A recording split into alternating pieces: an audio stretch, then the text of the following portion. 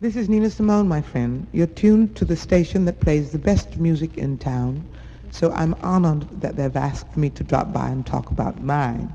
Where? Right here, of course.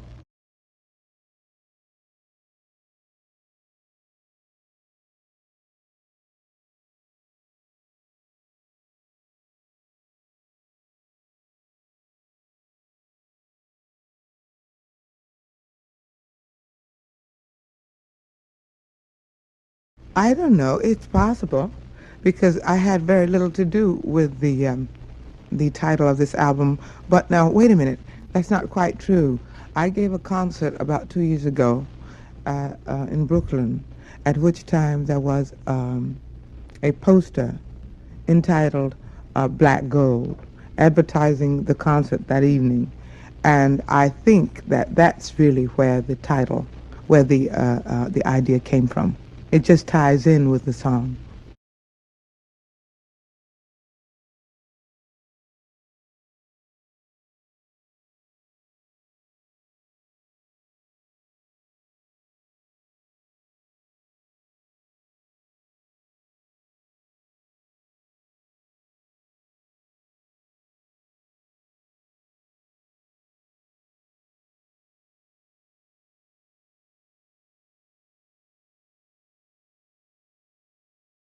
I usually don't, but I don't mind this one. This one is mystical in character, and if one studies what a high priestess is, I don't mind it at all. Now, prior to this, to when they put this label on me, all of the rest of them I would kind of fly away from. But this one, I don't mind it too much.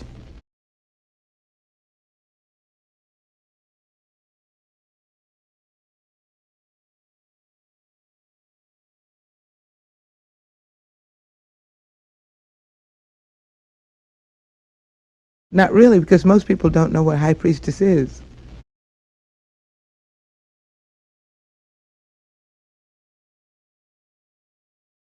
No, no, no. Just to leave it like it is.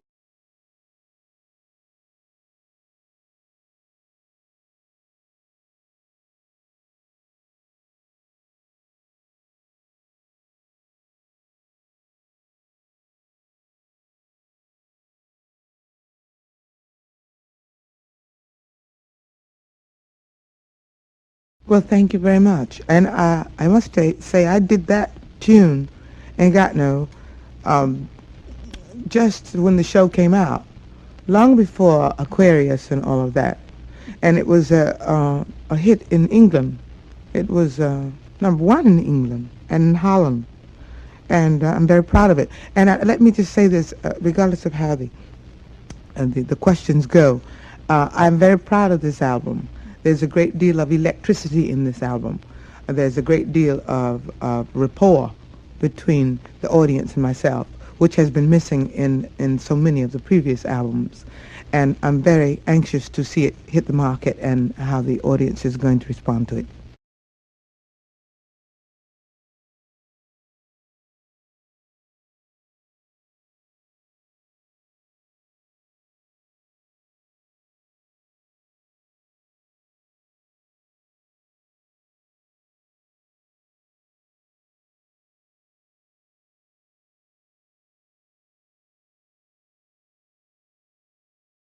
Not that particular night. That particular night was magic. As a matter of fact, after the album was cut, my husband said to me that it needed very little editing, if any. We were going to really leave it like it was originally, because but it was too long, so we had to do some editing. But it was a magical night. That's all there is to it. And there was a thing in the atmosphere between the audience and me, and it's been at least 80% of it is captured on that album, and so I'm anxious to see if that thing comes back to the people who buy it.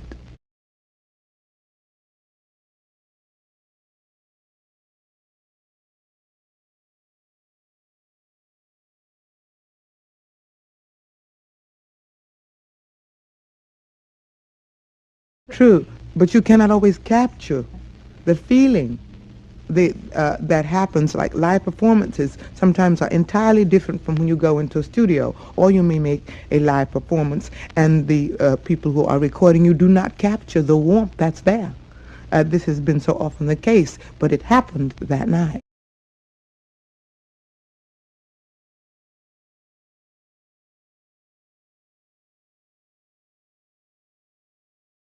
No, no, not particularly. That's why I keep citing this particular night. This was one of those times where it happened. That thing happened. That magic happened and was captured on tape. Most of the times, if you do a live recording, and I've done, oh my goodness, at least 6 or 7, they never came off. So I don't prefer it necessarily because it's the first time it's happened, the way I dream it. You understand me?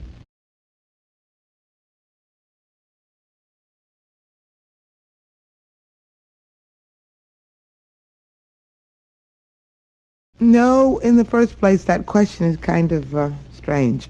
You and I would have to sit a while and decide what we both decide. We agree on what magic is first.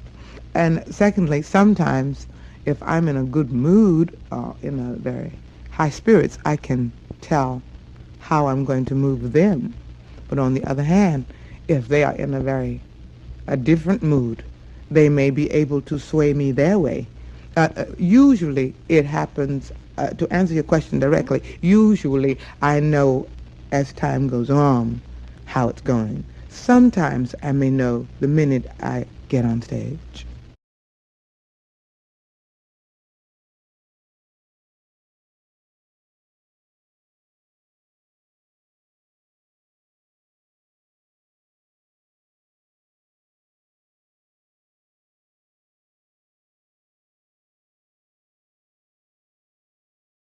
No, no, no, no, no. That's not quite right.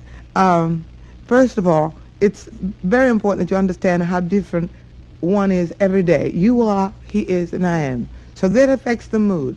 When I go to any show, any place, I try to psych out how big the building is. This is long before the audience even gets there. The kind of seats they have, the atmosphere is most important.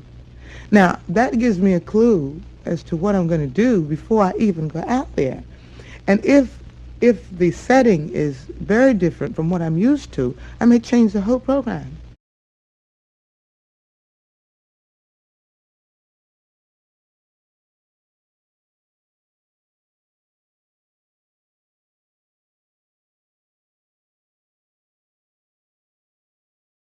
And it's easier to do that. But when you have, to a certain extent, I have to do the same songs to a certain extent because there are lots of songs by musicians at this particular time do not know. But as they learn more of my songs, there will come a time where I can do what I used to do all the time, which is change just whenever I please. Change a set in the middle of a set, and even now, to some extent, I can still do that depending on the atmosphere.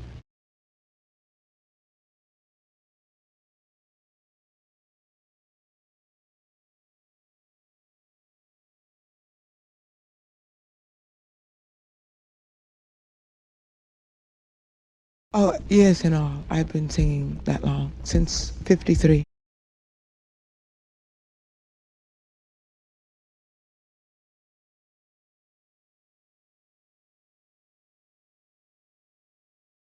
Um, it's a song not meant for me. I sing it to make people reflect about their lives. I know what I am doing and why I must do it. And so time does not exist for me as it does for most people, which is explained on the album.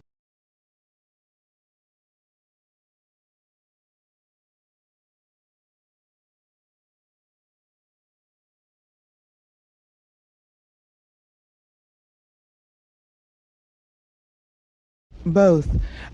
Lots of songs are sent into the office, hundreds of them, weekly, hundreds of them. And I go through as many as I can, but most of the time the songs I choose are things that I hear just in the instant somewhere. I may hear it on the radio, or I may hear someone humming a tune, or my daughter may be in the mood to improvise a tune, and from there we go. Or uh, the way To Be Young, Gifted, and Black happened was simply a moment of inspiration. I was thinking about my friend Lorraine Hansberry and the play, and the title of the play. That happens often, where an idea turns into a song.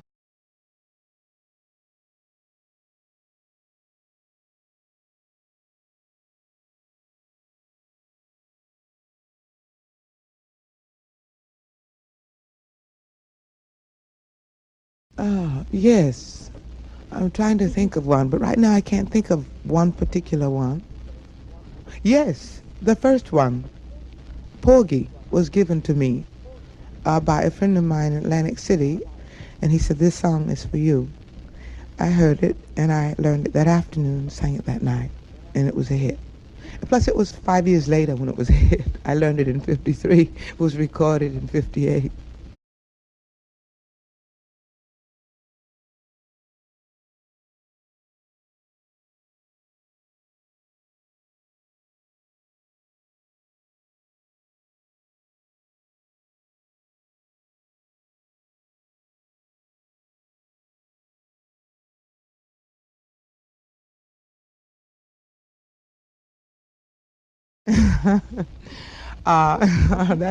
That's a loaded question.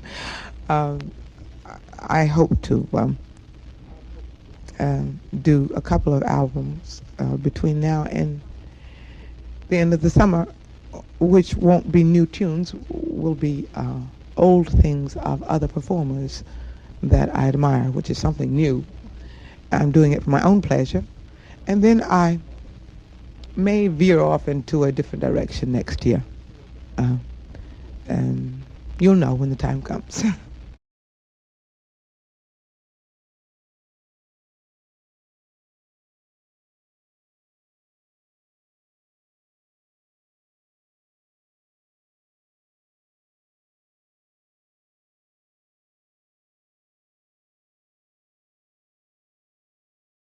Now I do.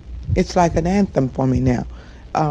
It was born 4 or 5 months ago, and since that time I can't think of anything more appropriate to end the show with than that song, which is just pure inspiration.